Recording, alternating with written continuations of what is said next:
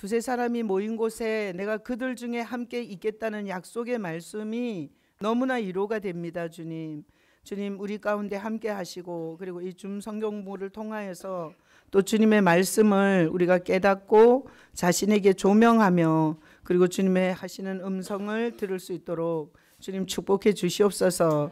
그리고 함께 있는 우리 지체들뿐만 아니라 우리 유튜브로 참여하는 모든 지체들에게도 주님께서 은혜를 더해 주시고 예수님을 더 깊이 아는 복된 인생들이 되게 축복해 주시옵소서. 감사하고 예수 이름으로 감사하며 기도합나이다. 아멘, 아멘, 아멘. 우리 주님 사랑합니다. 우리 주님 앞에 영광과 존귀의 박수를 한번 올려드리겠습니다. 제가 여기 앉아 있으면 별처럼 빛나는 방이 보이고 있어요. 별처럼 빛나는 방. 우리 경주 집사님은 뭐 일 있다더니 화요일 날. 오늘은 없었어요. 할렐루야. 참 감사하네. 자, 우리 유다서를 한 절씩 이제 보는데 그 한 절마다 주제가 있어서 우리가 그 주제에 우리 자신을 조명해 보는 거죠. 이런 유다서 성경부라고 해서 여기서 지식을 얻는 거 아니죠. 제가 그 파키스탄 그 목회자 그 세미나를 갈 때 주님께서 나한테 감동하신 게 그 목회자들이 지식을 좋아한다. 예수님을 인격적으로 보는 게 아니라 지식을 좋아한다. 그렇게 감동을 하셔서 지식을 좋아하는 사람이 성경 공부를 엄청 좋아하는 거구나. 그렇게 생각했어요. 그래서 우리는 성경 공부지만 주님의 메시지를 들을 수 있는 그런 시간이 되시기를 바랍니다. 자, 오늘은 유다서가 예수님의 친동생이라 그랬죠. 육신의 형제고, 나는 참 그 생각을 해보면 어땠을까 싶어요. 예수님을 30년 동안 형, 예수 형 이러고 다닌 거야. 그러다가 어느 날 그 예수 형이 갑자기 막 하나님이 된 거지. 막 물을 포도주로 바꾸고 막 귀신을 쫓아내고 물리를 걷고 그랬을 때 가족들이 미쳤다고 데리러 왔었잖아요. 마리아랑 함께.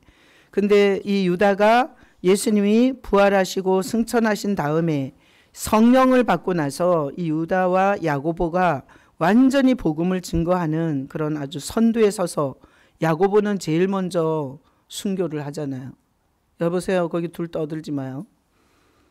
자, 우리 9절 같이 읽어보겠습니다. 천사장 미가엘이 모세의 시체에 관하여 마귀와 다투어 변론할 때에 감히 비방하는 판결을 내리지 못하고 다만 말하되 주께서 너를 꾸짖으시기를 원하노라 하였거늘. 아멘. 자, 유다서 한 절 한 절에 아주 영적인 비밀이 엄청나게 많이 들어있어요. 그래서 오늘 9절에 보면 자, 모세의 시체에 관한 얘기예요. 자, 성경 전체에서 모세의 시체를 뭐 그렇게 언급한 적이 없죠. 근데 예수님의 친동생인 유다는 이 얘기를 해요. 9절에서. 자, 보세요. 천사장 미가엘이 모세의 시체에 관하여 마귀와 다투어 변론했다는 거예요.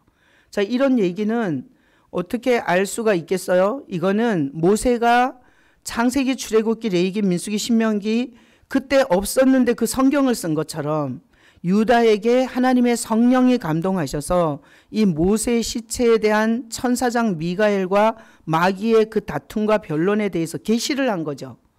계시가 뭔지 아시죠? 계시는 모르는 걸 열어서 보여주는 게 계시예요. 그래서 우리의 신앙도 예수님을 하나님이 계시해 주지 않으면 아무리 공부하고 암송하고 아무리 훈련을 받아도 안 돼요. 그래서 그 계시의 주인이신 예수님을 바라보고 그리고 내 눈을 열어서 주의 은혜를 보게 해달라고 기도를 하고 엎드려야지 어떤 훌륭하게 훈련을 잘하고 그리고 또 뭘 잘 가르쳐주는 사람을 자꾸 따르잖아요. 그럼 계시가 닫혀요. 계시의 주인에게로 가야 돼요.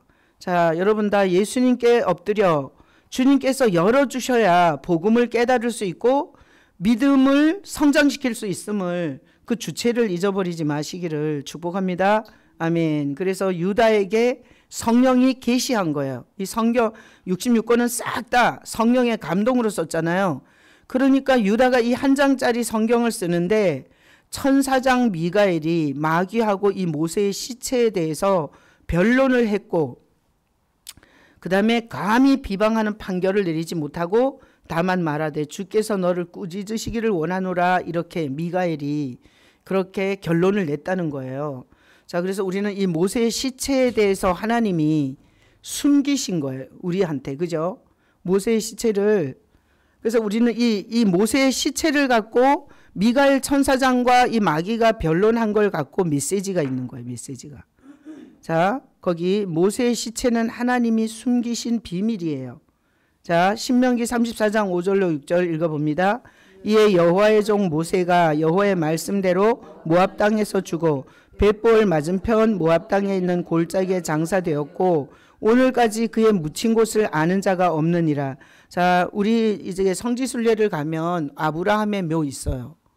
아브라함의 묘 있고 아브라함의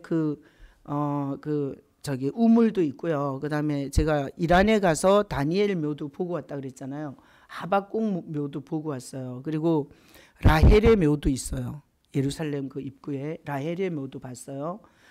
그러니까 야곱의 우물, 그 사마리아 야곱의 우물도 이스라엘에 가면 싹 다 있어요. 야곱의 우물은 가서 직접 그 물을 길러 먹어봤어요. 엄청나게 깊은데. 자, 모든 것이 다 있는데 모세의 시체는 못 찾아요. 모세의 무덤은 없어요. 아브라함의 무덤도 있고 야곱의 무덤도 있고 요셉의 무덤도 있고 이게 다 무덤인데 모세의 무덤은 없어요. 자, 그래서 그 신명기 34장 5절로 6절에 보면 모압 땅에서 죽었죠. 그럼 지금 모압 땅이 어딘지 가보면 모세의 무덤을 찾아야 되죠.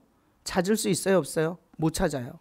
왜 그런가 하면 하나님이 숨긴 거기 때문에. 자, 벳볼 맞은편 모압 땅에 있는 골짜기에 장사되었고 오늘까지 그의 묻힌 곳을 아는 자가 없죠. 그러면 아는 자가 없다는 건 뭔 뜻이에요? 하나님이 감추셨다는 거죠. 그러면 굳이 나 찾아가지고 그걸 드러내야 돼요? 그게 대적이에요. 그래서 오늘 메시지는 뭔가 하면 하나님이 숨기신 것은 그대로 받아야 돼요. 자, 퀴즈. 모세의 시체를 하나님이 왜 숨기셨을까요? 한번 여러분이 생각해 보세요. 모세의 시체를 왜 숨기셨을까요? 네. 이유 중에 가장 큰 이유는 우상 숭배할까 봐. 그래서 이 모세가 엄청난 사람이잖아요. 애굽에서부터 40년 광야를 이스라엘을 가나안까지 거기다 정착하기 전까지 안내를 했잖아요. 그죠? 그러니까 우리가 그 다윗의 별을 이스라엘의 국기에 달아놓은 거 아시죠? 그런 것처럼 뭔가 훌륭한 인물은 반드시 이렇게 우상 숭배를 많이 해요. 그래서 천주교가 지금 마리아를 숭배하고 있잖아요. 그리고 천주교에는 병자가 생기잖아요. 그럼 그 파티마 수녀상인가 뭐가 있어가지고 그거를 그 집에 가져가. 그래서 지혜네 집에서 만약에 병자가 있었잖아요. 그러면 거기 파티마 수녀인가 뭐 하여튼 그런 상이 있어요. 근데 그걸 세워놓고 거기다가 기도를 해요. 그리고 우리 집에 병자가 생기잖아요. 그럼 또 그걸 우리 집으로 갖고 와서 세워놓고 기도를 해요.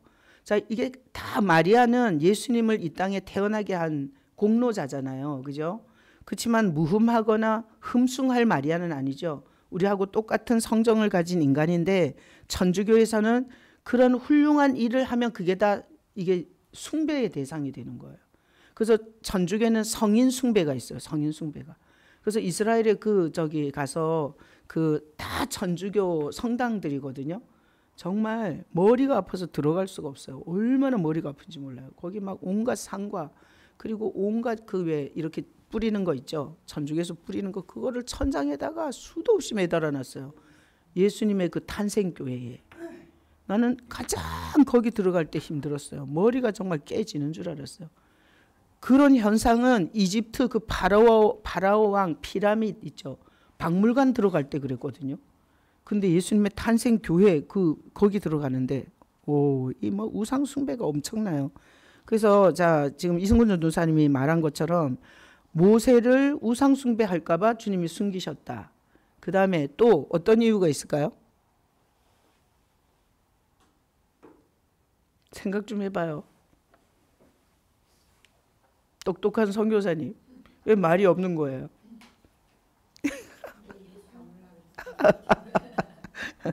또 이런 것도 있어요. 정말 하나님께서 귀한 종이었죠. 정말 80에 불러갖고 120까지 썼어요. 그래서 모세의 시체를 아는 자가 없는 것은 주님께서 끌어안아 올렸었다고 봐야 돼요. 죽은 게 아니라. 그러니까 이게 성경에서는 모압 땅에서 죽었다 그러잖아요. 근데 하나님께서 그를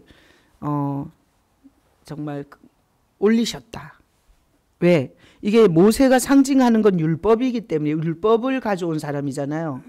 그렇기 때문에 율법을 가져온 사람이 들림을 받으면, 사람들이 보이는 가운데 에녹처럼 들림을 받으면 율법을 지켜서도 구원을 받는다는 메시지가 돼요. 그래서 하나님께서 너무나 수고한 종을 끌어올렸지만 그것을 모르게 감추셨다고도 볼 수 있어요. 그래서 우리는 훌륭한 믿음의 지도자를 우상 숭배는 하면 안 되죠. 존경은 해도 되죠. 그래서 우리가 조상 숭배하는 제사가 다 그런 거잖아요. 나는 그 제사하는 걸 보면, 아니 그 아버지가 살아있을 때는 술 먹고 바람 피우고 그리고 자기 엄마를 막 두드려 패고 이랬어. 근데 그 아버지가 죽으면 갑자기 전능해져. 그래서 아버지 제사를 잘 지내면 복 받는 줄 알아요. 어떻게 그런 발상의 전환이 되는지 난 너무 궁금해. 아니 안 그래요? 우리 이승권 전도사님이 예를 들어서 우리와 같이 신앙생활 했잖아요. 근데 이제 이렇게 감기 걸리셔갖고 기침도 하고 이러시잖아. 근데 이분이 만약에 돌아가셨어. 그럼 제사를 지내잖아요. 유교 문화가. 그럼 제사 지내는 자식들은 그 조상이 와서 자기네를 도와준다고 생각하잖아요. 그죠? 복을 준다고 생각하잖아요. 안 그래요? 그래서 하는 거잖아요. 어떻게 죽자마자 그렇게 전능해지고 그렇게 복을 줄 수 있는 존재가 된다고 착각을 하냐고. 우습지 않아요? 나만 그래. 에? 영적인 존재가 돼도 그 정체성이 어떻게 집안에 도움이 안 되던 사람이 갑자기 도움이 된다고 생각을 하냐고. 그죠? 그렇죠. 받아들이는 건데 이렇게 잘 생각해 보면 이게 논리에 안 맞아요. 논리에. 그죠? 아니 예수님은 살아있을 때도 우리를 위해서 희생하시고 가르쳐 주시고 그분은 전능하셨잖아요. 죽으시고 부활한 다음에도 우리의 구주가 되는 거잖아. 근데 우리와 같은 인간이 죽었다고 죽어서 갑자기 내 자식을 축복하고 내가 복을 줄 수가 있겠냐고. 우리의 정체성이. 나도 주체가 안 되는데 나도 지금 지옥 갈까 천국 갈까 내 영혼도 전전긍긍하는데 그래서 이 죽은 사람을 숭배하는 건 굉장히 이게 상당히 이상한 거예요. 그런 생각이.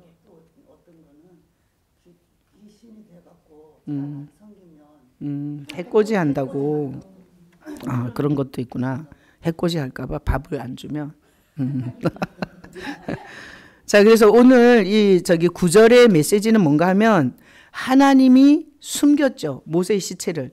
그러면 굳이나 찾아야 돼요. 그냥 받아들여야 돼요. 받아들여야 돼요. 그냥 하나님이 숨긴 거는 그대로 받아들여야 되는데 오늘 거기 본문에 보면 마귀는 그 시체를 찾으라고 충동질을 한 거죠. 사람들을.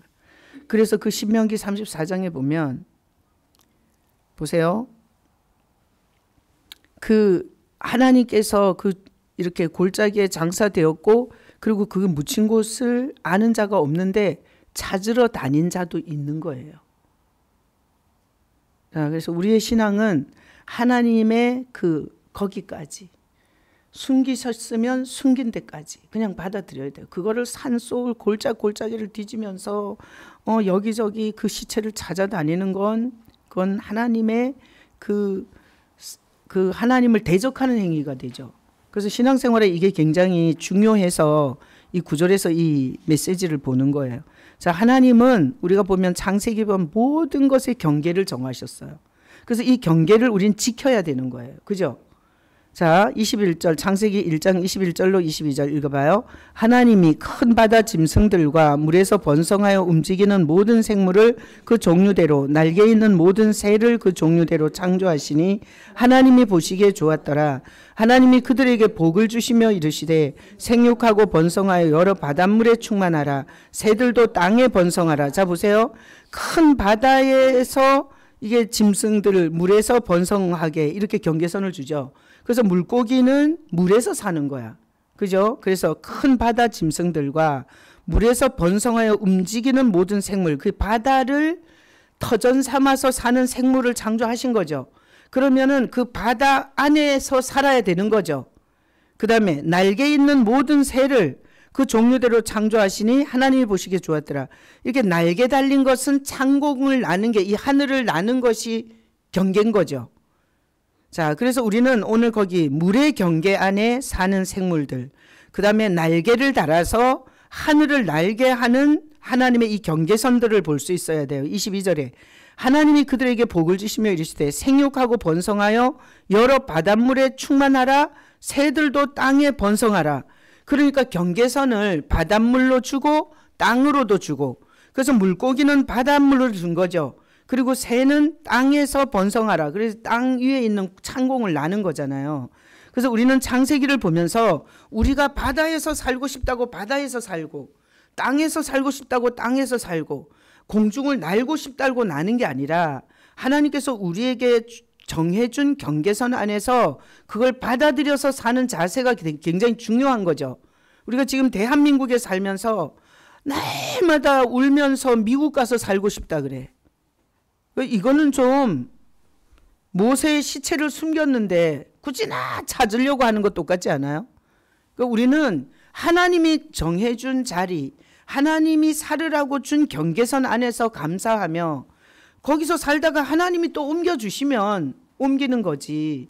그거를 막 나는 대한민국은 싫어, 나는 미국이 좋아, 나는 영어가 좋아, 나는 미국에 가서 살고 싶어 그러면서 한국에서 사는 걸 너무 슬퍼하고, 그리고 자기가 여기서 왜 살아야 하는지 모르겠다고 계속 불평불만하고 이러는 건 아니라 이거지. 아멘. 예, 창세기 1장 24절로 25절 읽어봐요. 하나님이 이르시되 땅은 생물을 그 종류대로 내되 가축과 기는 것과 땅의 짐승을 종류대로 내라 하시니 그대로 되니라. 하나님이 땅의 짐승을 그 종류대로, 가축을 그 종류대로, 땅에 기는 모든 것을 그 종류대로 만드시니 하나님이 보시기에 좋았더라. 자, 여기 보면 아까는 바다의 생물들이죠. 또 새, 날개 있는 거였죠. 24절에 보면 땅에서 사는 생물들을 또 만드세요. 그래서 땅에 짐승, 그 다음에 가축, 기는 거, 이건 땅에 붙어 사는 거예요. 그래서 땅에 붙어 사는 건 땅에 붙어 살아야 돼. 자꾸 물속으로 들어가면 죽어요. 그리고 땅에 붙어 살아야 되는 기는 것들이 자꾸 날려고 하다 보면 관절염 걸리지 않겠어요? 자, 그래서 여기 이제 지금 창세기 말씀을 많이 뽑아놨는데, 그렇게 뽑은 이유는 하나님이 정해준 경계선을 받아들이는 게 믿음이다. 물고기는 물에서 살고, 새는 날갯짓을 하며 살고, 그리고 땅에 붙어 사는 짐승과 가축과 기는 것은 거기 그냥 붙어서 살아. 그게 하나님 보시기에 아름다운 거예요. 그래서 우리에게 적용해서 하나님이 나를 여자로 태어나게 했고, 때로는 가난하게 하시고, 때로는 똑똑하게 하시고, 때로는 뭐 기타를 잘 치게 하시고, 때로는 피아노를 잘 치고, 때로는 밥을 잘하고, 하여튼 다른 사람하고 비교할 거 없이 하나님께서 우리에게 주신 것들을 감사하면, 그리고 그렇게 살아갈 때 하나님이 우리를 보면 보시기에 좋겠죠. 근데 자기는 뭐 키가 작은데 뭐 크게 안 해줘서 하나님을 원망하고, 아니 크게 해달라고 소망하는 건 괜찮은데 막 원망하고 뭐 이렇게 사는 건 아니라는 거지. 받아들이는 게 아름답다는 거죠. 자, 그 다음에 창세기 1장 26절로 30절에 보면 읽어봐요. 하나님이 이르시되 우리의 형상을 따라 우리의 모양대로 우리가 사람을 만들고 그들로 바다의 물고기와 하늘의 새와 가축과 온 땅에 기는 모든 것을 다스리게 하자 하시고, 하나님이 자기 형상 곧 하나님의 형상대로 사람을 창조하시되 남자와 여자를 창조하시고. 자, 우리가 이제 오늘 이 주제는 계속 하나님의 경계선을 지키자. 그게 이제 주제인데, 자 보세요. 하나님의 형상과 모양대로 사람을 만들었죠. 그래서 우리는 개돼지가 아니라 사람인 거잖아요. 하나님의 형상과 모양을 받았잖아요. 그리고 하나님께서 우리에게 모든 걸 다스리라 했어요. 그래서 사실은 뭐 사자 보고 우리가 도망치면 안 돼. 그죠? 다스려야 되는데. 호랑이 보고 도망치면 안 되는데. 또 도망쳐야 살아. 이게 또 타락하고 나서 이 다스리는 권세를 잊어버려가지고. 자, 어쨌든 하나님이 우리에게 정해준, 사람에게 정해준 경계선은 하나님을 닮은 존재로, 그리고 모든 피조물을 다스리게 우리에게 경계선을 준 거죠. 그래서 우리가 이렇게 계속 쫓기듯이 사는 거는 또 하나님 보시기에 아름답지 않아. 27절, 하나님이 자기 형상 곧 하나님의 형상대로 사람을 창조하시되 남자와 여자로 창조했죠. 그러니까 우리가 사람인데 남자도 있고 여자도 있어요.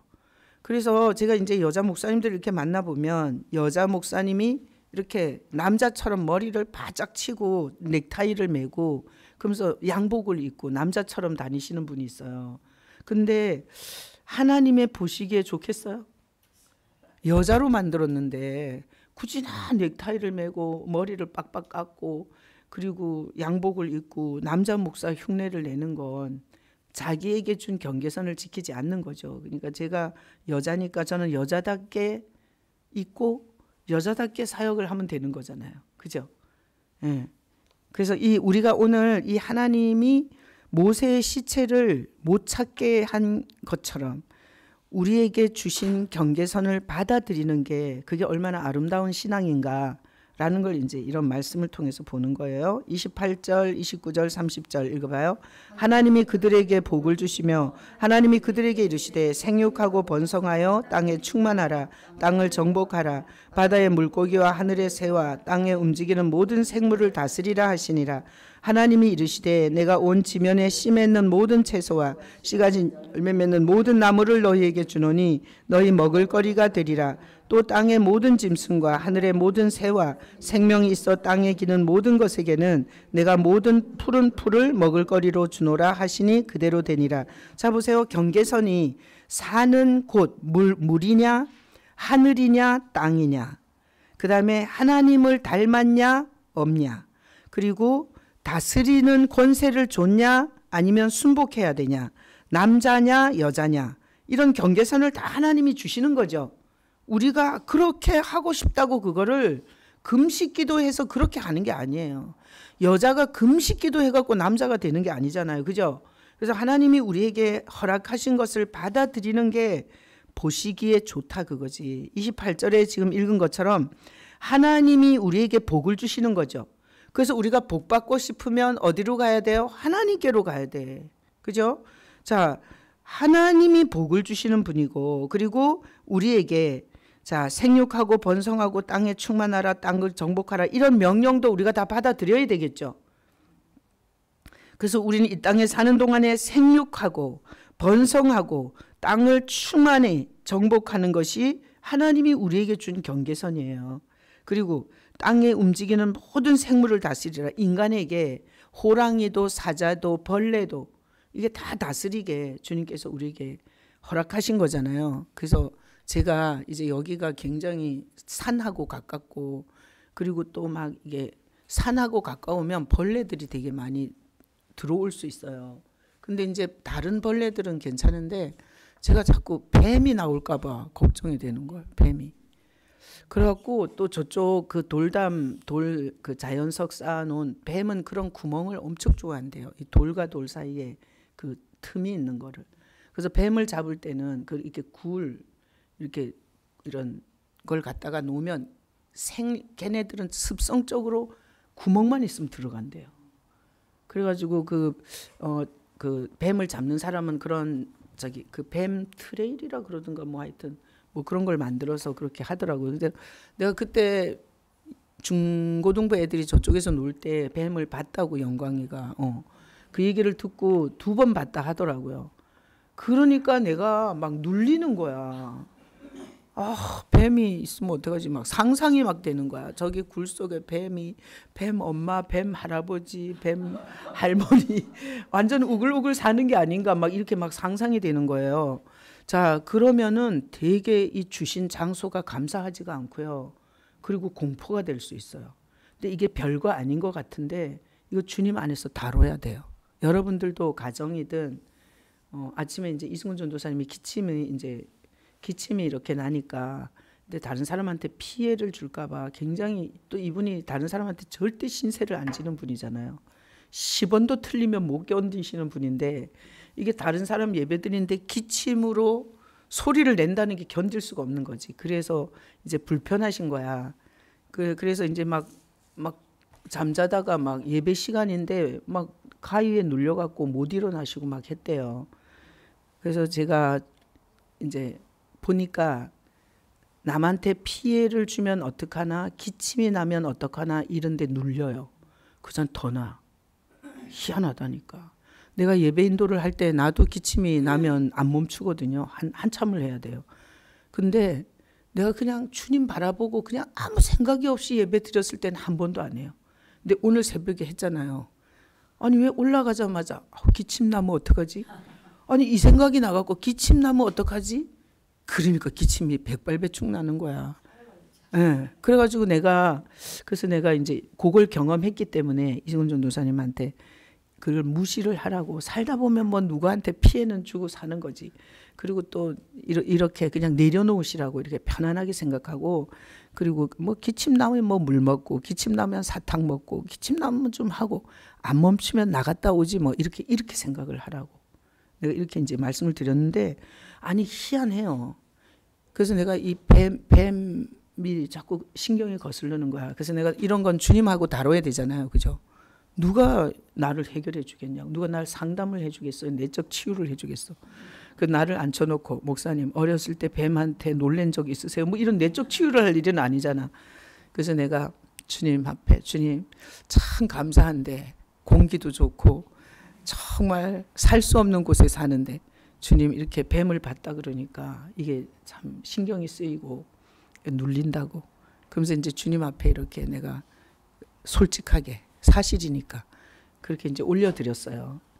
그랬더니 와, 주님이 어느 날 뱀이 뭐냐, 피조물 아니냐, 그리고 성경에 뭐라 그랬냐, 다스리라고 하지 않았냐, 그리고 단지 뱀이 사탄이 들어가서 그 마귀 짓을 해서 그렇지 걔도 풍뎅이나 사슴벌레하고 다를 게 없다.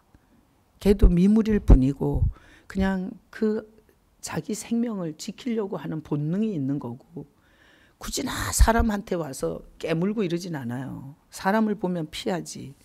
그러면서 마음에 그 뱀은 우리의 그런 걱정 근심거리가 아니라고. 그리고 주님께서 이 장소를 충만한 성령으로 임재하고 있는데 주님께서 그런 것도 안 다스려 주겠냐, 막 이런 마음을 막 주셔가고, 이게 내 생각이 아니라 그걸 다루니까 그런 마음을 막 주시더라고요. 그래갖고 지금은 어떤 마음인가 하면 뱀이 나오면 좀 보고 싶다, 이런 마음이야. 아니 그냥 어쨌든 마음으로 이겨졌어요. 아니 이런 별거 아닌 게 우리 생각을 파고들잖아요. 그러면 그게 염려가 되죠, 걱정이 되죠, 두려움이 돼요. 그래서 이런 작은 것도 이렇게 주님 앞에서 이렇게 주님이 주시는 평안으로 확 바꿀 필요가 있어요. 응. 내가 예전에 우리 남편이 이제 직장에서도 늦게도 오고 그다음에 고수도 좋아하고 친구 좋아하고 이래갖고 자꾸 늦게 들어오니까 내가 우울증이 걸린 거예요. 그래서 내가 예수님을 만나고 나서 내가 이제 그 부분을 나눴어요. 이게 남편이 빨리 들어왔으면 좋겠고 집에 있었으면 좋겠고 나만 쳐다봤으면 좋겠고 이런데 이런 부분에 대해서 내가 주님하고 나눴더니 주님께서 네가 가지려고 하면 할수록 멀어진다고 그러더라고요. 네가 움켜쥐려고 하면 할수록 빠져나간다고 하더라고요. 원리를 가르쳐줘. 근데도 우리 장로님이 회사 직원들을 우리 결혼 기념 겸 그리고 우리 그 방에 회사 직원들 대접한다고. 근데 진짜 이쁜 여자가, 시집도 안 간 여자가 이루어질 수 없는 사랑을 부르더라고. 우리 집에 집들이를 와갖고. 와, 근데 엄청 이쁜 데다가 그 직원이 우리 장로님을 그렇게 좋아했대요. 그러니까 내가 뭐 이런 일이 다 있나 이러니까 회사에서 늦게 오면 더 신경이 쓰이는 거야. 그러니까 내가 상상 속에서 미치는 거예요. 근데 주님이, 나는 그걸 지금도 잊을 수가 없어요. 이게 자식도 내가 가지려고 하잖아요. 그러면 그 자식이 떠나요. 되게 싫어해, 부모를. 그러니까 부모가 자식을 이렇게 가지려고 하잖아. 그러면 그 자식의 소원이 뭔지 알아? 엄마 없는 나라로 가고 싶어 해. 알았어? 엄마가 살지 않는 땅으로 가고 싶어 한다니까. 와, 그래서 내가 중요한 원리를 배워서 그때부터 어떻게 했냐. 우리 신혜하고 지윤이하고 셋이서 가정예배를 드리면서 그냥 신경 쓰지 말자. 그리고 우리 셋이서 예배하면서 잘 살자. 이러면서 예배하다가 돌아왔잖아요. 그죠? 그래서 내가 지금 목회를 하면서 너무 이렇게 집착증 가진 사람 있죠. 남편에게 정말 이게 가지고 싶고 혼자만 갖고 싶고 그 남편이 내 소나기에서 놀아났으면 좋고 이러잖아. 반드시 그 사람은 바깥으로 튕겨나가요. 그 되게 힘들거든요. 근데 이게 약간 소닭 보듯 하잖아요. 그럼 궁금해서 자꾸 빨리 들어와. 소닭 보듯 하면. 이게 완전 이건요 심리전이에요. 누가 그런 줄 알아요? 마귀가 그래요. 마귀가. 그래서 이게 하여튼 질질 싸면 당해. 질질 싸면 안 돼. 내가 목회를 해보니까 목사도 성도한테 막 질질 싸잖아요. 그럼 그 사람이 날 장난쳐요. 그러니까 여러분도 자식도 그리고 어떤 사람에게도 이렇게 좀 뭐랄까 하나님 안에서 이렇게 자기 경계선을 딱 갖고 그리고 하나님이 말씀하신 것처럼 이렇게 다스리고 정복하고 그 다음에 여기 보면 내가 왜 거기 써놨나 하면 하나님이 먹을거리도 경계선을 줬어요. 그죠? 거기 29절에 보면 하나님이 이르시되 내가 온 지면에 씨 맺는 모든 채소와 씨 가진 열매 맺는 모든 나무를 먹을거리로 주잖아요. 그러니까 우리가 먹는 것도 사실 하나님이 정해준 거예요. 그래서 이 육식을 하는 거는 노아의 홍수 후에 이게 짐승 이게 저기 가축을 잡아먹게 하잖아요. 그러니까 이게 먹을거리도 사실 여기 제일 우리 몸에 좋은 게 이거야. 씨 맺는 채소. 그죠? 씨 맺는 채소. 씨 가진 열매 맺는 나무의 실과 과실들. 이게 하나님께서 우리에게 타락하기 전에 우리에게 주신 먹을거리예요. 자, 그렇다고 해서 무슨 채소만 먹고 이러면 안 돼. 기운이 없더라고. 채소만 먹으면. 그 다음에 거기 30절에 보면 이 짐승과 새, 기는 모든 것에게도 모든 푸른 풀을 먹을거리로 줬어요. 자, 퀴즈. 이때 사자는 연약한 짐승을 잡아먹었겠어요? 초식동물이에요. 타락하기 전에 사자 육식이 없었던 거예요. 이게 작은 동물들을 잡아먹는 육식이 없었어요. 그죠? 제가 얘기하는 게 아니라 말씀이 그렇잖아. 그죠? 그랬는데 이게 인간이 타락하면서 이 모든 질서가 다 뒤집혀버린 거예요. 그러니까 약육강식이 일어난 거야. 강한 자가 약한 자를 잡아먹는 거잖아요. 그래서 여기 닭을 키웠었잖아요. 닭. 근데 그 전 주인 아줌마가 그러는데 사냥개를 키웠죠. 사냥개가 풀려나갖고 닭을 싸그리 다 물려 죽은 적이 있대요. 그래갖고 닭을 내가 우리 장로님이 닭을 키우고 싶어 하던데 그랬더니 개가 어느 날 닭을 수십 마리를 싹 다 물어 죽였더래. 그래서 자기네가 되게 막 그걸 보는 게 힘들었다 하더라고요. 그러니까 여기 지금 타락하기 전에는 개가 닭을 안 물어 죽인 거잖아요. 그죠? 하나님이 이렇게 하나님이 여기 푸른 풀을 먹을 거리를 줬다. 다 초식이었던 거예요. 그래서 그 외 이사야서에 보면 사자들이 어린 양과 뛰놀고 어린이들 등구는 뭐죠?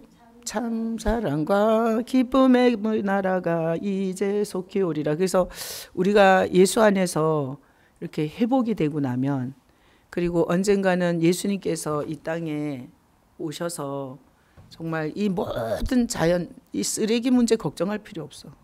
그 주님이 와서 이 원소 이 모든 물질적인 걸 싹 다 풀어서 완전히 새 하늘과 새 땅을 만들잖아요. 우리가 플라스틱은 100년이 돼도 안 썩는데요. 근데 그 도대체 이 얼마나 많은 쓰레기가 나오냐고. 그러니까 환경 이 업자들은 쓰레기 줄이자 그 줄여갖고 어떻게 하겠냐고요. 근데 성경을 보면 하나님께서 완전히 풀었다가 다시 만들잖아요. 새 하늘과 새 땅을. 그때는 이런 인간이 과학과 그리고 인간의 이 타락한 죄성으로 말미암아 망가진 하늘과 땅과 그리고 이 모든 지구가 완전히 풀어졌다가 다시 재창조된다고 봐야 돼요. 그래서 우리는 쓰레기를 너무 걱정하지 말고 그런 걱정하느라고 막 잠을 못 자고 막 피켓 들고 나가갖고 막 데모하고 막 그러는 건 아니라는 거지. 자, 그래서 우리 첫 번째 주제는 뭔가 하면 하나님이 정해준 경계선을 받아들이자.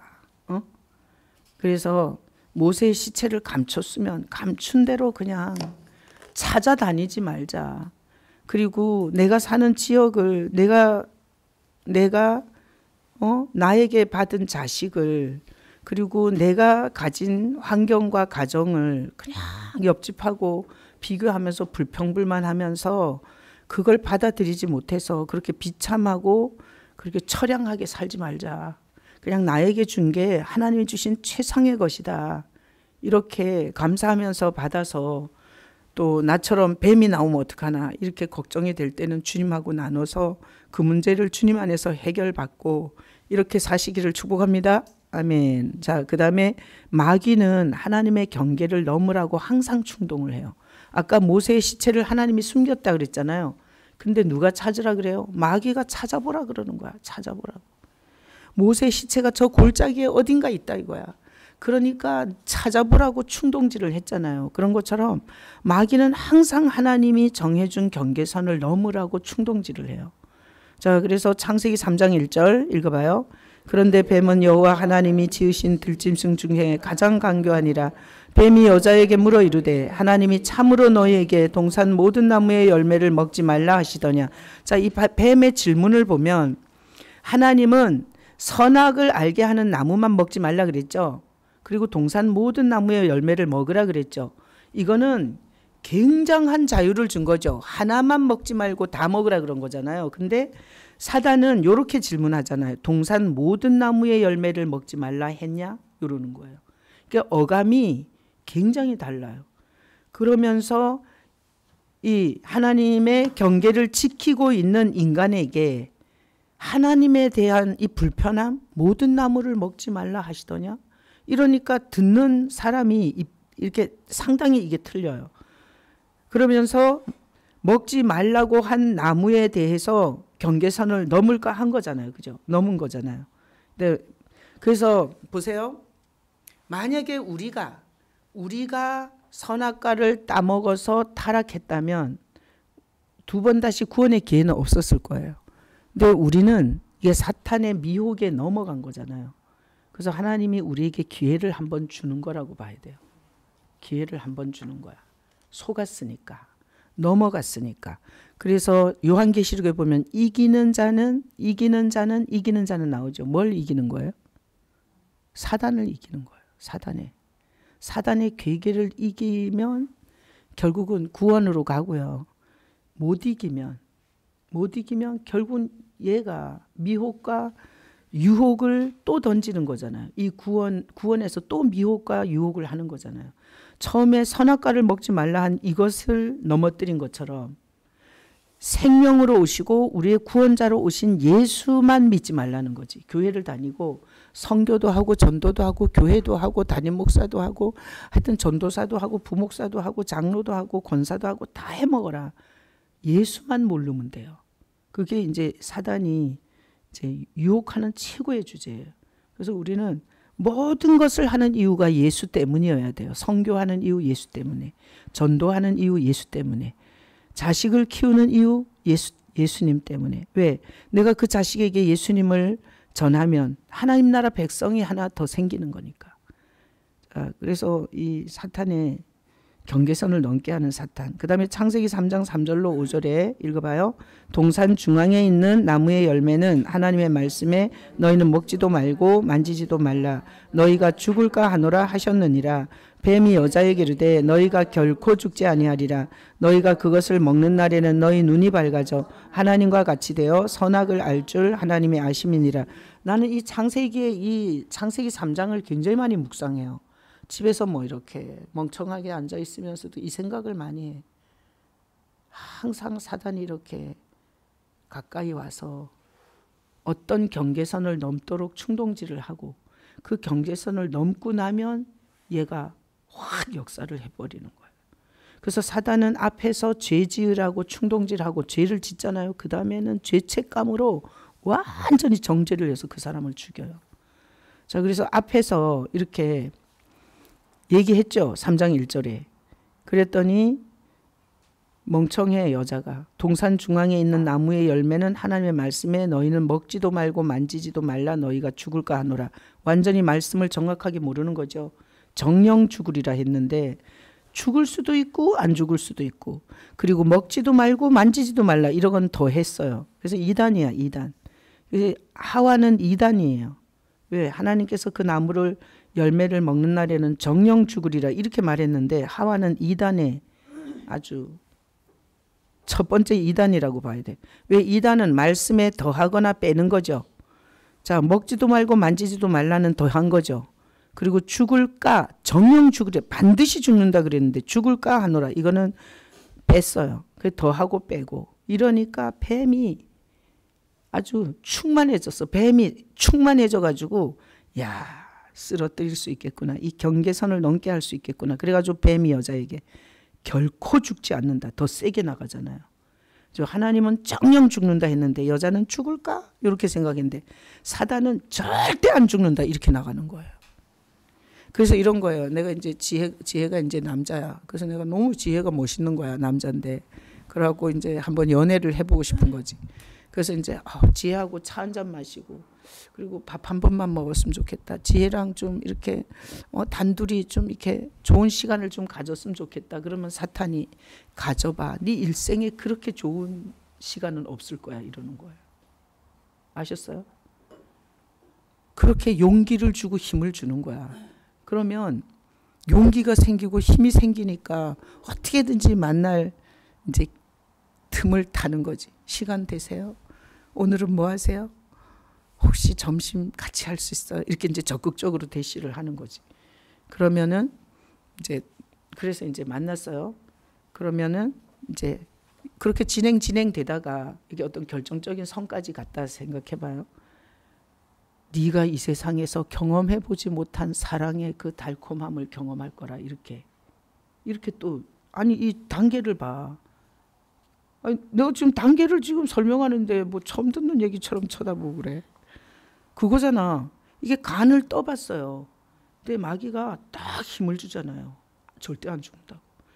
그러니까 그리고 더 세게 나가. 5절에 그것을 먹으면 눈이 밝아져서 네가 하나님이 될 거다. 그리고 선악을 네가 스스로 판단할 수 있을 거다. 그러니까 네 남편은 널 사랑해 주지 않잖아. 널 쳐다보지도 않잖아. 근데 그 남자는 인격이 다르고 벌써 생긴 게 다르잖아. 친절하잖아. 그러니까 그 남자하고 한번 붙어봐봐.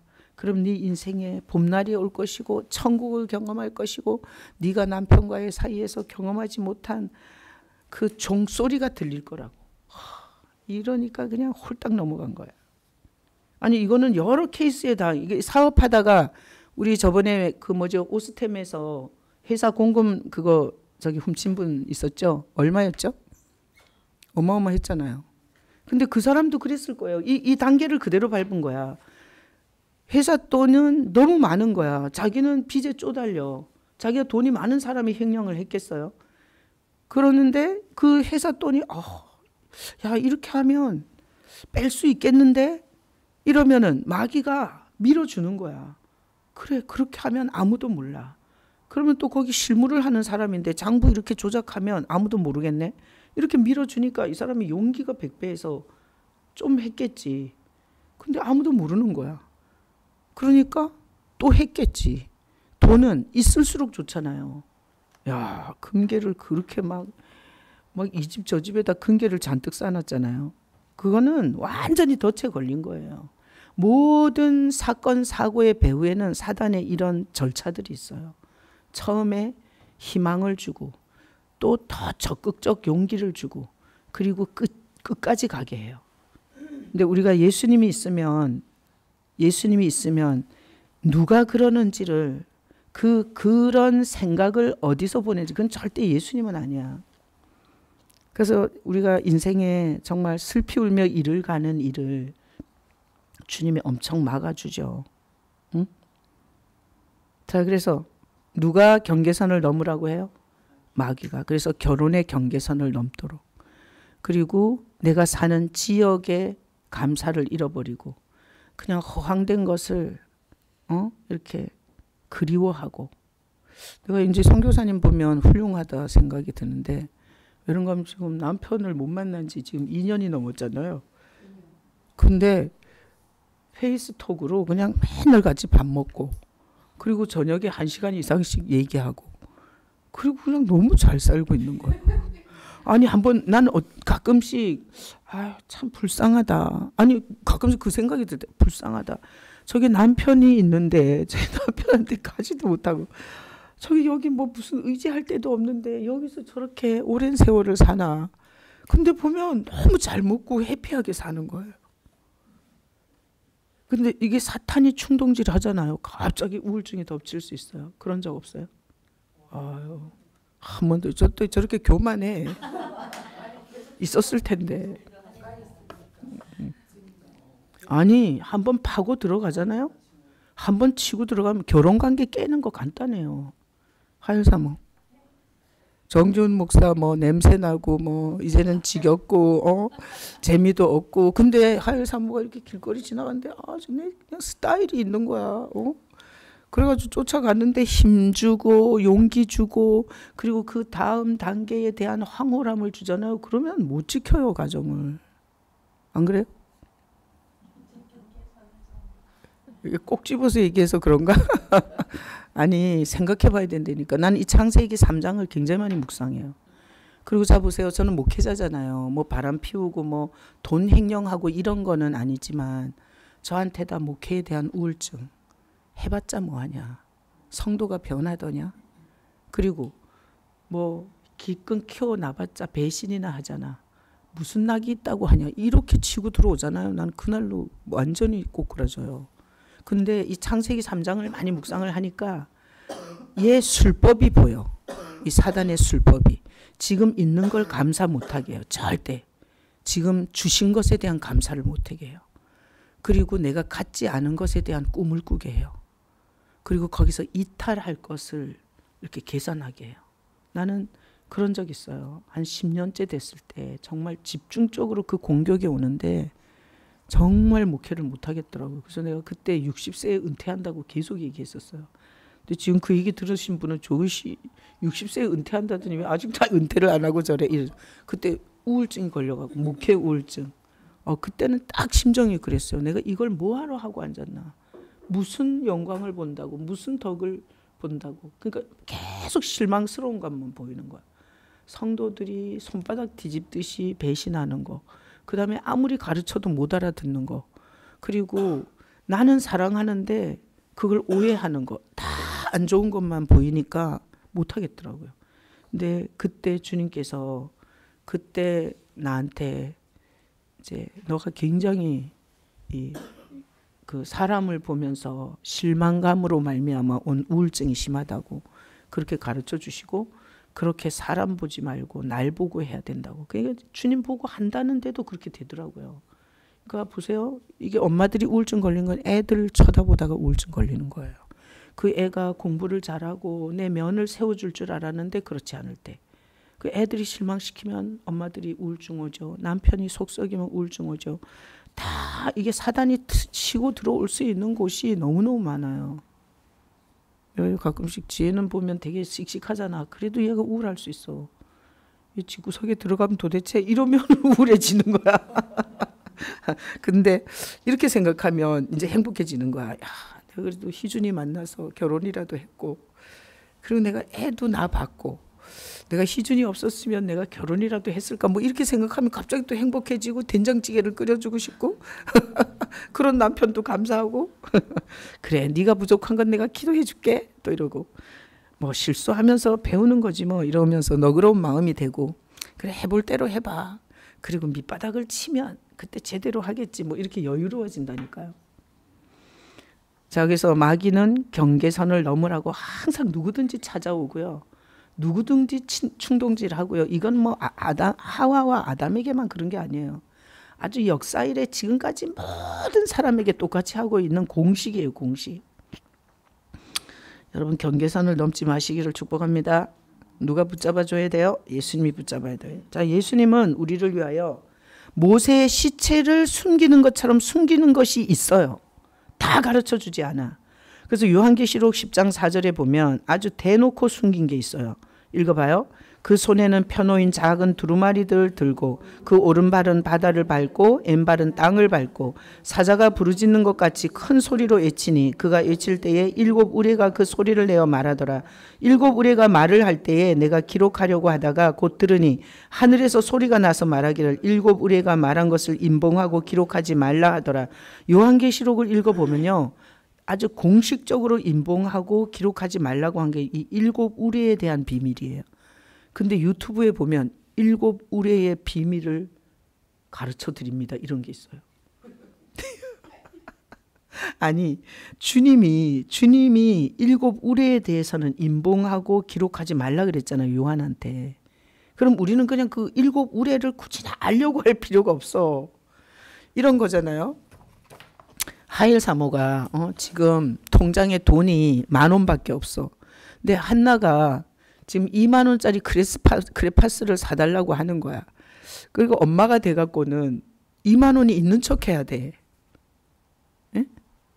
10,000원밖에 없잖아. 근데 애한테 불안 심리를 주면 안 돼. 야, 우리 전 재산이 10,000원이야. 우리는 거지야. 그러니까 사달라고 하지 마. 이렇게 말할 필요가 없잖아. 그러니까 어린 아이의 그 유약한 심령을 보호하기 위해서 좀 기다려. 다음에 사줄게. 이렇게 말할 수 있잖아. 나는 이 7 우레가 말한 것을 임봉하고 기록하지 말라. 이거는 우리가 알면 우리 영혼에 큰 두려움이 되거나 뭔가 좋지 않은 거기 때문에 주님께서 숨겼다고 생각해요. 모세의 시체처럼. 근데 이 7 우레의 비밀만을 캐는 목사님들이 있어요. 아니 다 열어놓은 성경 66권도 모르면서 아니 웃기지 않아요?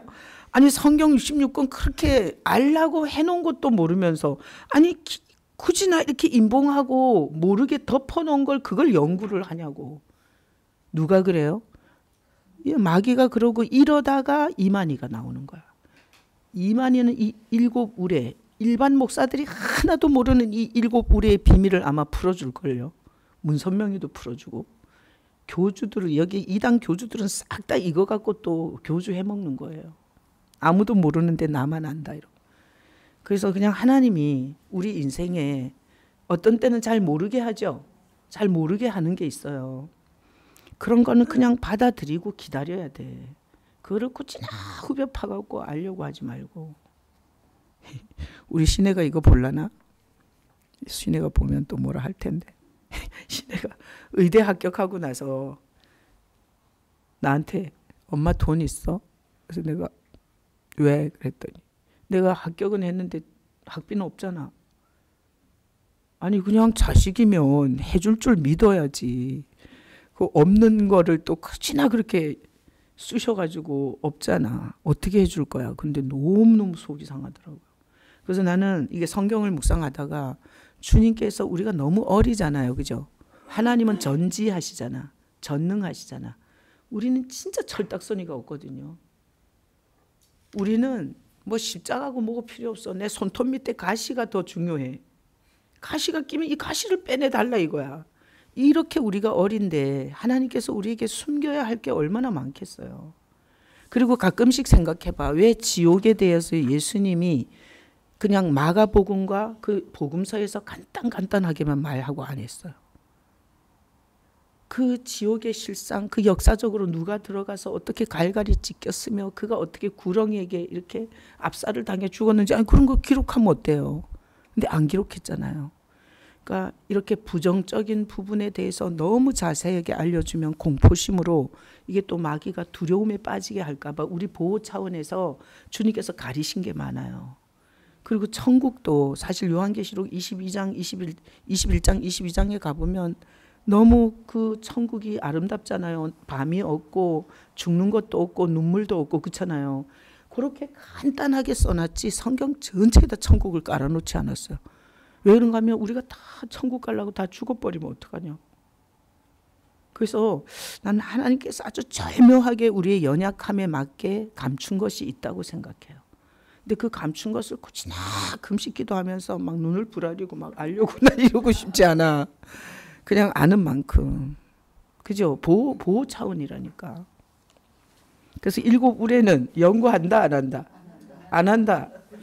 굳이나 이거 일곱 우레를 연구했다 하는 사람은 피한다, 가서 배운다. 피한다. 그건 이단일 확률이 높아요. 그래서 베드로후서 3장 16절 읽어봐요. 또 그 모든 편지에도 이런 일에 관하여 말하였으되 그중에 알기 어려운 것이 더러 있으니 무식한 자들과 굳세지 못한 자들이 다른 성경과 같이 그것도 억지로 풀다가 스스로 멸망에 이르느니라. 자, 우리가 성경 66권을 다 아는 게 아니에요. 저도 다 아는 게 아니야. 그냥 주님께서 가르쳐 주신 만큼 아는 거고 그 가르쳐 주신 그 안에서 설교를 하는 거예요. 그렇죠?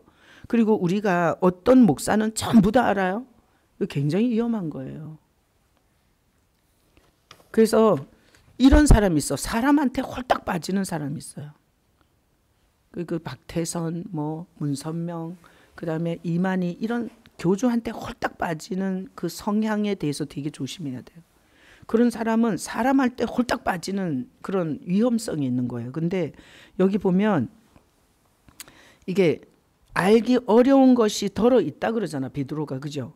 근데 무식한 자들과 굳세지 못한 자들이 억지로 풀다가 스스로 멸망에 이른다는 거잖아요. 그래서 우리는 우리의 믿음의 분량만큼 거기에서 주님 앞에 순종하고 그리고 주님과 함께 사는 거지.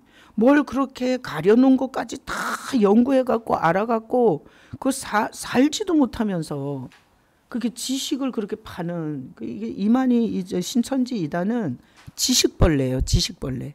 그래서 지식을 좋아하는 거머리 같은 벌레들이 글로 다 가는 거예요. 예수님의 생명이 없이. 그러니까 지식을 좋아하면 안 돼. 예수님을 사랑해야지. 그래서 이렇게 억지로 막 금식하면서 막 이러고 나는 그렇게 생각해. 나도 목회자지만 세미나를 인도하는 목사님이든 아니면 우리가 이 한국 교계를 이끌고 가는 목사님들 난 다 한다고 생각하지 않아. 그러니까 그냥 하나님께서 가르쳐 주신 거기까지. 그래야지 그 사람이 무슨 다 하는 것처럼 거기 가서 턱 받치고 앉아갖고 나는 그러는 거 진짜 싫어요. 그러지 마요. 자, 예수님을 앞서지 마세요. 예수님을 앞서지 마세요. 요한복음 10장 1절로 4절 읽어봐요. 내가 진실로 진실로 너희에게 이르노니 문을 통하여 양의 우리에 들어가지 아니하고 다른 데로 넘어가는 자는 절도며 강도요. 자, 박스 쳐야 돼요. 거기 빨간 거 해놨잖아요. 자, 진실로 진실로 들어가면 상당히 중요한 메시지가 있는 거예요. 자, 문을 통하여 양의 우리에 들어가지 아니하고 다른 데로 넘어가는 자는 절도며 강도예요. 그래서 예수님은 철저하게 문으로 들어오셨어요. 그게 뭔가 구약에서 예언한 그 예언의 문을 따라서 정확하게 다윗의 혈통에서 그리고 예루살렘에 입성할 때 나귀 새끼를 타시고 그리고 베들레헴에서 그리고 다윗의 후손으로 그리고 흠모할 것이 없는 풍채를 가지고 그렇게 처녀가 잉태해서 아들을 낳는 애굽에 도망쳤다가 오는 이게 구약에 있는 모든 말씀의 문을 그대로 통과해서 오신 분이 예수님이세요. 근데 그 문으로 통과하지 않은 그렇게 오지 않은 자는 다 절도고 강도예요. 영혼을 절도하고 영혼을 강도질해요. 그래서 우리나라에 있는 교주들이 다 영혼을 절도했죠. 강도질하는 거죠. 그래서 이 문으로 들어오신 분은 예수밖에 없어요. 말씀의 이 하나님의 약속의 문을. 그래서 문으로 들어가는 이가 양의 목자다. 우리의 목자는 예수님밖에 없어요. 그렇죠? 예. 자, 문지기는 그를 위하여 문을 열고 양은 그의 음성을 들어요. 그래서 예수님이 오시잖아요. 그럼 대제사장, 서기관, 장로들은 대적하죠. 양이 아니어서 그래요. 자, 창녀, 세리, 문둥이, 귀신 들린 자 이런 사람 예수님께로 자꾸 가죠. 왜 그러냐? 그건 양이어서 그래요. 그러니까 이게 목자가 오잖아요. 그런 양은 그분에게 끌리게 돼 있어요. 그분에게 끌려. 그러니까 저렇게 신천지처럼 저렇게 30만이 지식벌레로 가는 건 그게 양이 아니어서 그래요. 양은 예수님께 끌리게 돼 있어요. 목자에게 끌리게 돼 있어요. 그래서 이제 예수로 목회를 하면 둘 중에 하나예요. 예수께 끌리는 건 하나님의 양. 예수께만 관심이 없어. 하여튼 뭐 밥 먹는 거 좋아하고 삼겹살 구워 먹으면 제일 먼저 먹고 제일 많이 먹고 그리고 빠졌다가도 나오고 그리고 예수님은 싫어해. 이러면 이제 양이 아닌 거지. 잘 살펴봐야 돼. 부활주일에 우리 삼겹살 파티할 때 굳이 안 나오다가 그날 삼겹살만 먹으러 오잖아. 그럼 그게 양이 아닌 거야. 이러다 또 아무도 못 나올라. 자, 그래서 그가 자기 양의 이름을 각각 불러 인도하죠. 그래서 우리는 각각 주님의 인도를 받는 거고 4절에 자기 양을 다 내어놓은 후에 어디 가요? 앞서가요. 자, 주님이 앞서가기 때문에 경계선을 지키는 자는 주님보다 앞서 나가지 않아요. 경계선을 지키는 자는. 그래서 예수님이 오시면 주님께서 가신 거기까지서 멈춰. 그래서 주님이 멈춰 기다리면 자기도 거기서 기다리는 거야. 막 거기서 어떻게 해보려고 막 난리를 치는 게 아니라 그래서 앞서 가시고 그리고 그 음성을 따라가. 그래서 이렇게 해야 돼요. 기도 생활은 주님 앞에 모르는 거 물어보고 그리고 힘든 거 상담하고 그리고 주님 앞에 또 이렇게 또 지혜도 구하고 이러고 기다려. 주님의 답이 올 때까지. 왜 이렇게 답이 오면 또 그만큼 가보는 거예요. 중보기도를 이제 하일 사모한테 한번 해보라고. 왜 그런가 하면 사모는 성도들의 형편과 처지를 알고 그리고 영혼을 사실 나이가 어리지만 그 영혼을 사랑하고 그 영혼에 대한 긍휼한 마음을 갖고 그리고 좀 이렇게 보살필 수 있는 게 사모거든요. 그래서 해보라고 했더니 이제 첫날에 이제 되게 부담스럽다고 그래서 그러면 뭐 하지 말라고 이랬는데 첫날에 이제 내가 인도를 하고 그리고 기도를 했는데 하일 사모가 기도하는 가운데 하나님이 아이템을 줬다는 거야. 해보고 싶대. 그러니까 거기까지. 그죠?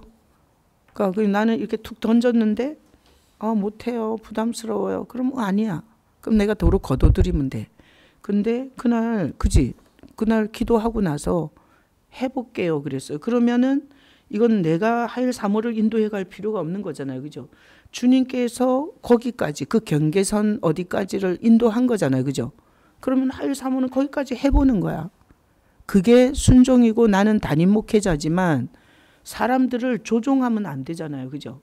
각각 이름을 불러 인도하는데 세워봤는데 아니면 거둬들이면 되고 그리고 이제 세워봤는데 주님이 그때부터 아이템을 주고 찬양을 주고 그 다음에 안 하던 기도를 더 막 성도들을 위해서 기도하게 되고 기도 제목을 받으면서 또 마음이 가고 막 이렇게 하잖아요. 그럼 거기가 경계선인 거예요. 거기까지.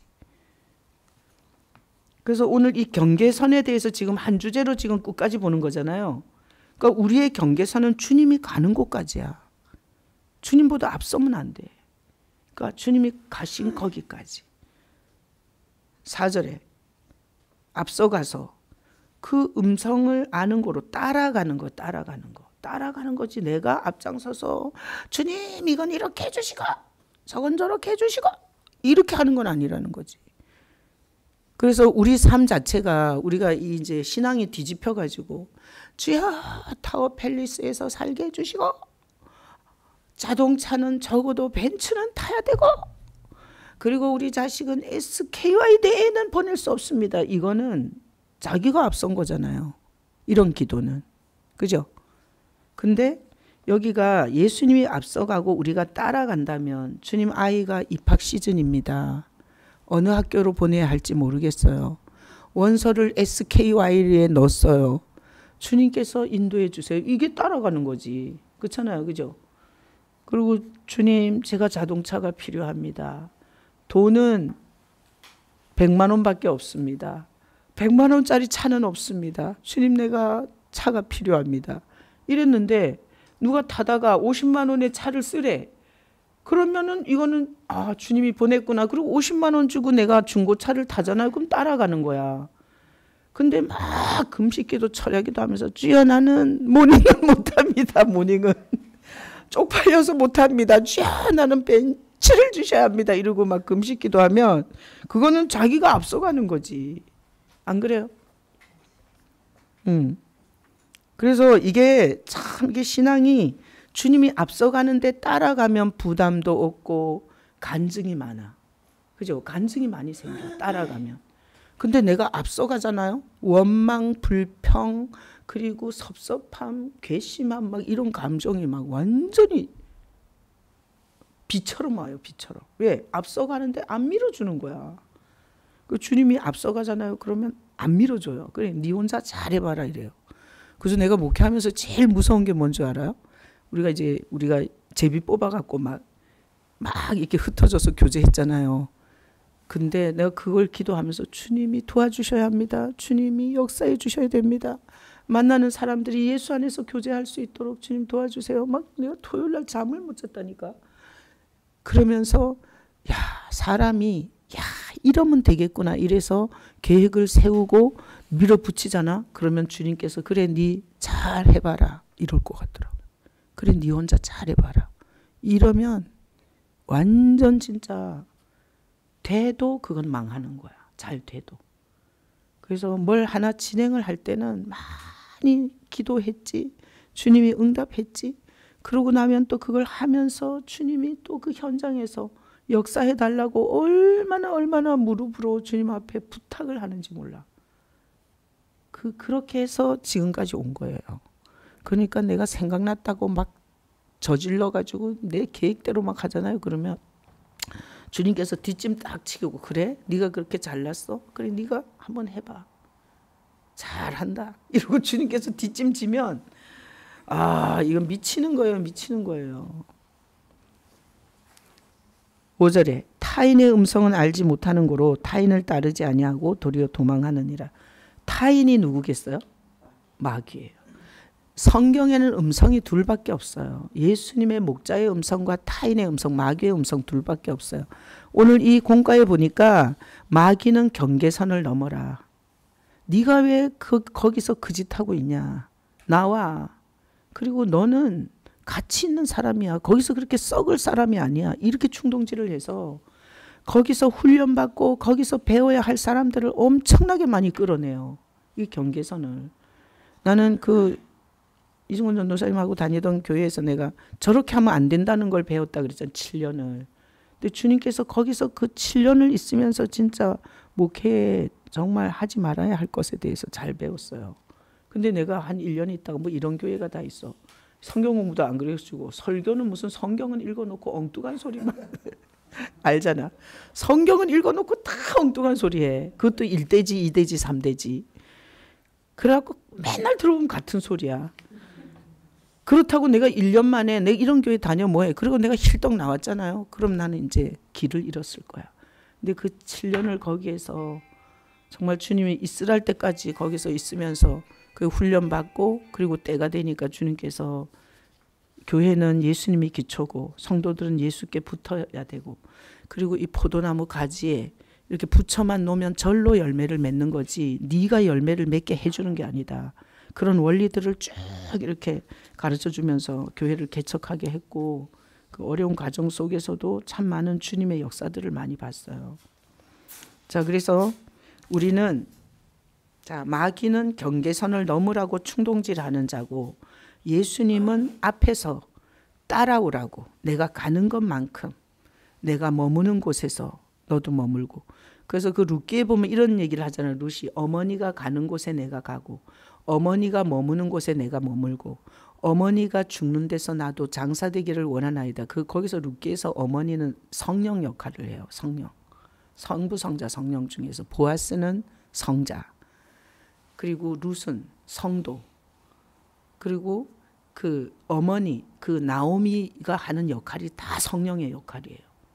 근데 이제 성령, 예수님께서 이렇게 영으로 우리에게 오시잖아요. 그러면은 그 영이 우리를 가르쳐 주잖아요. 그죠? 가르치고 생각나게 하잖아요. 그분이 가는 데까지만 가야 돼. 그래서 애가 있으면 애를 키워야 되고, 집이 있으면 집을 청소하고 가꾸고, 그리고 그것을 선물로 그렇게 사는 게 그게 순종이에요. 내가 예전에 그랬죠. 어떤 분이 애를 셋을 낳았어. 실제로 있었던 얘기예요. 애를 셋을 낳는데 이분이 막 새벽 예배 오면서 막 은혜를 받은 거야. 그래갖고 어느 날 목사님한테 상담할 일이 있어요. 자기 집에 좀 오라 그래서 갔어. 그랬더니 새벽에 기도하는데 주님께서 선교사가 되라고 했대. 그래서 자기는 남편하고 이혼하고 그리고 자기는 선교사로 나갈 거래.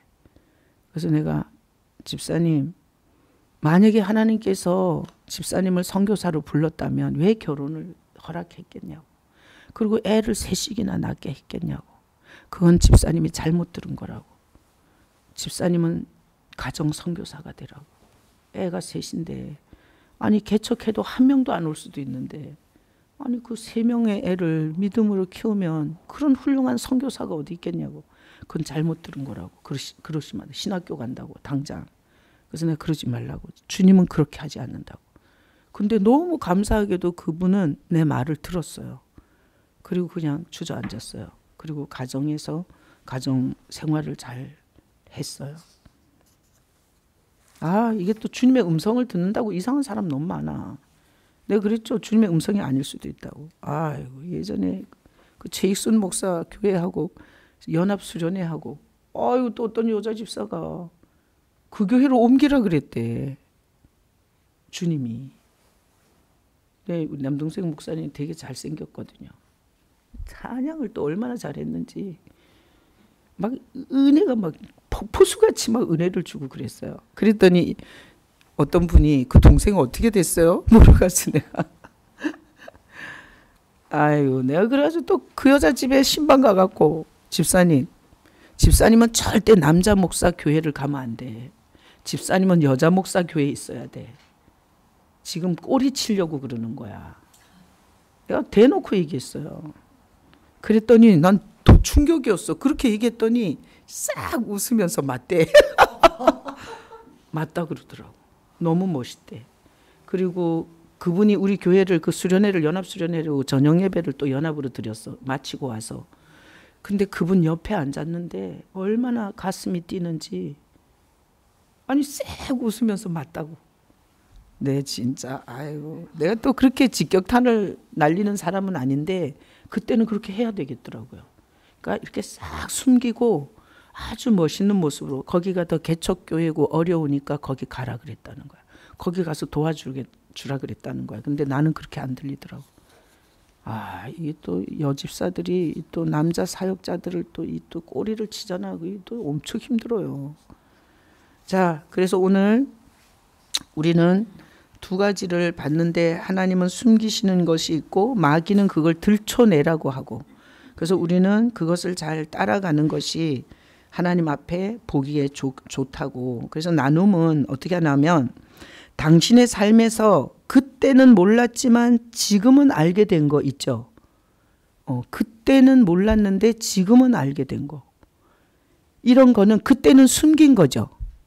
그죠? 그때는 신앙이 어리고 그리고 그때는 뭔가 주님께서 뜻이 있어서 숨긴 거죠. 그런데 지금은 그것에 대해서 알게 해주신 거. 이런 것들이 있을 수 있고요. 자, 그 다음에 지금 잘 모르겠는 거 있죠. 이것에 대해서는 그냥 주님 앞에 묻고 기다려야 되는 거죠. 그러니까 이것을 너무 무리하게 지금 모르는 거를 막 예언자를 찾아다니고 막 이렇게 막 신령한 자를 찾아다니면서 내가 제일 이제 이게 우리 교회 오는 성도들한테 조심하라는 게 예언자를 조심해라 그래. 예언 사역하는 사람. 이거 예언 사역을 하는 사람한테 너무 사람들이 많이 빠져요. 왜 빠지나 하면 쪽집게 무당은 너무 쉬운 거야. 왜? 쪽쪽 가르쳐 주니까. 그래서 내가 기도해서 여기 지금 잘 모르는 거 답답한 거 있죠. 그럼 어디 가서 누구 도움을 받아서라도 듣고 싶은 거야. 근데 지금까지 내가 신앙생활을 해보면 내가 지금 뭘 잘 모르겠어. 그래도 주님이 나한테 가르쳐 주실 때까지 기다리는 게 믿음이에요. 근데 이게 예언해주고 쪽집게 꼭 이렇게 궁금해하잖아. 지금 잘 모르는 것에 대해서 이렇게 좀 알고 싶은데 그러잖아. 꼭 똥파리가 껴. 그래갖고 어디 아주 신령한 기도하면 이렇게 기도 샥샥샥샥 하면 딱 생각나게 해주는 사람이 있다고 같이 가자 그런다니까. 아니 꼭 그런 사람이 껴요. 이게 사단이 얼마나 정확하게 활동을 하는지 몰라요. 근데 봐요. 지금 잘 몰라서 새벽에도 와도 기도하고 집에 골방에서도 기도하고 이렇게 기도하는데 잘 모르겠어. 근데 알아야 돼. 근데 쉽게 들을 수 있는 거에 사람은 홀딱 빠지게 돼 있어요. 근데 오늘 여기 이 말씀의 본질이 뭔가 하면 주님께서 기다리라고 할 때는 이유가 있다는 거지. 그러니까 거기서 엎드려서 기다리라는 거지. 주님께서 가르쳐 주실 때까지. 물론 설교를 듣다가 또 성경 공부를 하다가 아니면 이렇게 TV를 보다가도 깨달아질 수 있어요. 그렇게 주님이 주는 거는 괜찮은데 어떤 자기는 기도 안 하고 자기는 수고 안 하고 그냥 수고 많이 하는 사람한테 가서 홀딱 그거 듣는 재미, 맛을 한번 보잖아요. 절대 자기가 기도 안 해요. 그리고 주님 앞에 엎드려 기다리지 않아요. 그런 사람 찾아다녀요. 나 예전에 그런 사람 많이 봤어요. 예를 들어서 뭐 미국에 유학을 가야 됩니까? 안 가야 됩니까? 모르겠어. 근데 누가 시원하게 말해줬으면 좋겠잖아. 근데 그렇게 들으면 안 돼. 자, 주님 앞에 계속 기다리고 주님께서 끌고 와서 어떤 유학의 길을 열어서 이렇게 가면 주님이 보냈으니까 버틸 수 있어요. 근데 어디 가서 예언 받아갖고 갔잖아. 그럼 주님이 보냈다는 보장이 없으니까 거기서 버텨내지를 못해. 부작용은 나중에 생기는 거야. 그렇죠? 지혜는 결혼을 네가 한 거야? 아니면 누가 예언해줘서 한 거야? 어? 예언은 아니고 저는 정말 좀 신기했어요. 근데 아니야. 저기 방송에 나가야 되니까. 아니 어쨌든 아니 이래서 예를 들어서 이승훈 전도사님이 결혼을 하는데 장경국 권사를 만났어. 근데 이 사람하고 결혼해야 되는지 말아야 되는지 잘 몰라. 그래서 그런 무당 같은 예언을 하는 사람한테 물어봤어. 그랬더니 결혼하라 그랬어. 그래서 했어. 근데 결혼 생활에 어려움이 왔어. 버티겠냐고. 안 그래요? 후유증은 다음에 나온다니까요. 근데 봐요. 자기가 기도하고 엎드려 있었어. 근데 사람을 통해서든지 우연히 얘는 이제 그런 얘기 하려고 그러는 건데 뭐 예언을 받은 건 아니고 자 그래서 사람을 통해서든지 마음에 확신을 줬어 주님이. 그래서 결혼했는데 아주 이상한 결혼이야. 그래도 주님께서 인도하셨던 게 있기 때문에 주님 붙잡고 버틸 수가 있어요. 그러니까 다음 단계에서 버틸 수 있는 건 주님과 함께 진행되지 않은 건 버틸 수가 없다니까요. 어떤 문제가 생겼을 때. 그래서 부작용이 심하다는 거야. 후폭풍이 심한 거야. 즉시 들을 때는 좋지. 근데 그걸 자기가 어떻게 버텨내겠냐고. 예언해 준 사람은 결혼하라 그러고 결혼해서 문제 생기면 계속 예언을 받을 거야. 그래서 그냥 우리는 좀 답답해도 오늘 이 나눔이 그거잖아요. 지금 잘 모르겠는데 어떤 태도가 올바른 태도냐 이거. 지금 답답하고 힘든 거를 그냥 기도하면서 기다려야지. 그러면 누구를 통해서든지 주님께서 가지고 와요. 근데 그런 태도를 안 갖고 있잖아. 그러면 자기가 이 설레발을 치고 이 사단이 경계선을 넘어서 막 또 무질서를 하게 한다는 거지. 그래서 이렇게 뭘 잘 모를 때 기다리면서 엎드려 있다가 은혜를 받으면서 성장이 확 돼요. 이게 성장이 확 돼요. 그래서 내가 이 코로나 걸려갖고 15분 설교하고 그리고 나서 내가 야 이렇게 차이가 나는구나. 거기서 훅 성장이 됐죠. 그 다음에 이거 성도들을 어떻게 섞을 거냐.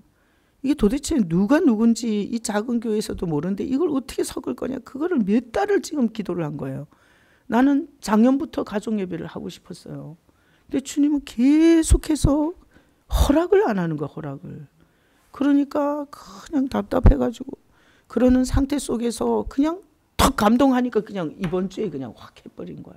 너무 기다렸기 때문에. 이게 성도들이 교제를 해야 되는데. 그러니까 내가 또 이게 또 하나의 내 믿음의 성장의 하나의 사건이 된 거예요. 왜? 너무 오래 기다리고 묻고 그리고 주님이 허락하지 않는데 내가 강제로 막 강사들을 모아갖고 너네끼리 집에서 돌아가면서 모여라 이러잖아요. 되지도 않아. 되지도 않고 주님을 거슬러 갖고 어떻게 목회를 하겠냐고. 그러니까 너무 반가워가지고 너무 반가워서 그냥 수요일날 감동받고 주일날부터 그냥 실행을 한 거예요. 근데 또 주님은 즉시 순종을 되게 좋아하셔갖고 그러니까 잘 모르는 사람은 내가 너무 즉흥적이라고 막 뭐라 하는데 나는 절대 즉흥적으로 뭘 한 적이 없어요. 기도를 진짜 많이 묻고 많이 기다리고 하는 거예요. 자, 이런 식으로 이제 유튜브에서 들으시는 분도 이게 뒤돌아보면, 신앙의 뒤를 돌아보면 그때는 진짜 몰랐는데 지금 돌아보면 그게 해석이 되고, 그죠? 그런 거 많죠. 해석이 되고, 아, 주님이 그래서 그랬구나라고 지금은 해석이 되고 분명하게 말할 수 있는 게 있어요. 그때는 몰랐어. 그때는. 그러니까 그때는 감추신 거고 지금은 드러내신 거예요. 그래서 해석이 되고 지금은 깨달아지는 거예요. 그렇게 하나님은 우리를 성장시키고 때를 따라서 우리에게 주님을 나타내시고 계시하시고 그리고 앞으로 살아가는데 주님이 또 역사해 주세요. 자, 기도하겠습니다. 하나님 아버지, 은혜를 감사드립니다. 모세의 시체를 하나님이 숨기셨습니다. 그런데 마귀가 충동질을 해서 수많은 사람들이 모세의 시체를 찾으려고 그 모압 골짜기마다 사람을 풀어서 얼마나 뒤지고 다녔는지 모릅니다. 유다는 성경에 모세의 시체에 관하여 마귀가 이렇게 미가엘과 다투었다라는 걸로 표현을 해놨습니다. 분명히 하나님의 전능하심과 전지하심은 우리의 연약한 인간을 보호하기 위해서 숨기는 것이 있습니다. 그런데 우리는 그 경계선을 넘어 다 알아야 되고, 그리고 내가 다 주장해야 되고, 그리고 내가 다 결정하고, 내가 다 앞서서 휘둘러야 되고, 이런 경계선을 넘는 충동질은 마귀가 하는 것입니다. 마귀는 일찍이 선악과를 먹으면 눈이 밝아지고 하나님처럼 된다고 경계선을 넘게 한 범죄자입니다. 우리의 삶에도 네 경계선을 넘으라고, 가정의 경계선을 넘고, 네 여성과 남성의 경계선을 넘고, 부모와 자식의 경계선을 넘고, 목회자와 성도의 경계선을 넘어 나라와 나라의 경계선을 넘고, 하나님이 주신 지역은 별 볼 일 없고, 내가 살지 않는 저 압구정동이나 이런 중심 지역은 좋은 지역이라고 우리가 그렇게 경계선을 넘어서 생각한다면 우리 인생은 불행하고 처참하고 슬프고 애로울 것입니다. 주님, 오늘 이 유다서 공과를 통하여, 이 메시지를 통하여 각각 자기에게 주신 땅에서 번식하게 했는지, 물에서 번성하게 했는지, 아니면 날개를 줬는지, 식물을 씨 맺는 채소와 먹을거리를 뭘 줬는지, 이런 모든 것을 묵상하며 주님의 경계선을 따라 하나님 보시기에 좋았더라, 이런 삶을 살 수 있도록 우리를 축복하여 주시옵소서. 감사하고 예수의 이름으로 감사하며 기도합나이다. 아멘. 아멘. 주님 앞에 감사와 찬양과 존귀의 박수.